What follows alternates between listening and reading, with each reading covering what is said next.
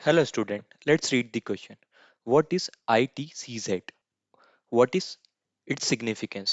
Question हमसे पूछ रहा है कि ITCZ क्या होता है और उसका सिग्निफिकेंस क्या है। तो ITCZ का फुल फॉर्म है inter tropical convergence zone is a low pressure zone located at the equator where the trade wind converge. अब इसे हम डायग्राम के थ्रू देखते हैं तो हमारे लिए इजी होगा इसकी अंडरस्टैंडिंग।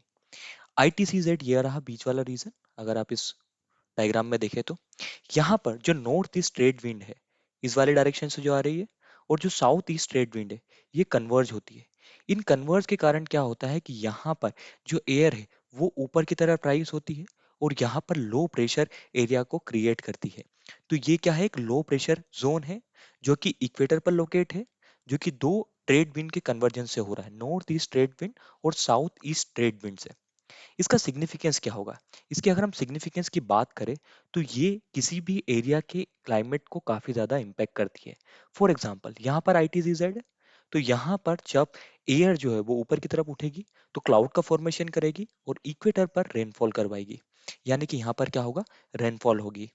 उसी तरीके से ITCZ जो है वो समय के साथ साथ चेंज होता है। समय यानी कि जिस तरीके से सन का मूवमेंट है वो चेंज होगा तो ITCZ भी चेंज होगी। ये जुलाई के टाइम पे देखा जाए तो ये लगभग 20 डिग्री नॉर्थ से लेके 25 डिग्री नॉर्थ तक रहता है। उसी तरीके से जनवरी में ये सदर्न साइड में शिफ्ट हो जाता है। अगर हम इंडिया की बात करें तो जुलाई के टाइम पे, जून और जुलाई के टाइम पे यहाँ पर काफी ज्यादा टेम्परेचर हाई होता है और इसी के कारण यहाँ पर लो प्रेशर क्रिएट होता है, और इस लो प्रेशर के कारण ही यहाँ जो हाई प्रेशर की विंड है वो मूव करती है इंडिया की तरफ और उसे हम मानसून बोलते हैं। तो ये किस तरीके से इम्पेक्ट करती है इंडिया के क्लाइमेट को, ये उसका सिग्निफिकेंस है। और ITCZ होता क्या है, कुछ नहीं, ये एक दो जो ट्रेड विंड है उनके कन्वर्जन को बोलते हैं। तो उसी तरीके से ये हमारा की कॉन्सेप्ट रहेगा कि आखिर ITCZ क्या है और उसका सिग्निफिकेंस क्या है। So I hope you will understand the answer.